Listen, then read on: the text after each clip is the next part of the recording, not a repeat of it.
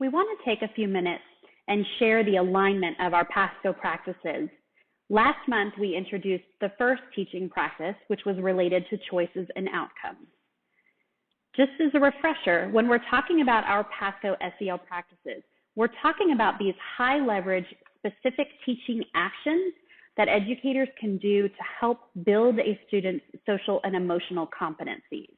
These are also teacher practices that help to create an environment that is going to be most conducive for students to be able to learn in a holistic manner and to be able to grow as a whole child. These Pasco teaching practices specifically describe what the teacher is doing or saying. They hit more than one of our social emotional competencies. They maximize the opportunities for students to develop social and emotional skills.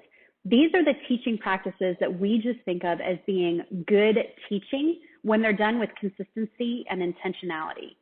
Our Pasco SEL practices are developmentally appropriate by their grade band, and they cut across all content and grade levels. Remember, each practice is not meant to be directly tied to a single Pasco SEL standard. You can see the 6 Pasco SEL practices on your screen. These have a direct relationship to our common vision of instructional excellence. If you think about ways that students are going to be able to think critically and understand and solve real-world problems, they're going to have to be able to engage in work around their emotions. They're going to have to be thinking about progress towards their goals. Teachers are going to have to help students understand how to communicate and resolve conflict. There's a direct relationship between these two. Here is our first Pasco teaching practice that we visited last month.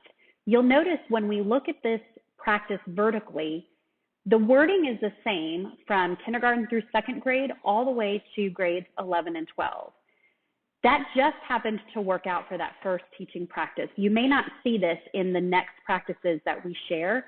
However, it is important to understand that all of our practices are aligned both vertically and horizontally. So when we're talking about a practice, let's say related to working with students and identifying their emotions, what we're going to ask teachers to do in grades K through 2 is going to be different than what we're going to ask teachers at the high school level to do, because it's going to be more appropriate to fit their students' developmental needs.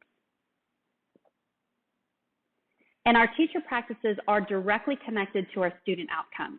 If our adults implement these Pasco SEL teacher practices, then our students will exhibit the 5 competencies. We will know they are exhibiting the 5 competencies because we will see them in their benchmarks and grade band student outcomes. This will help us move closer to accomplishing our commitment to educate the whole child.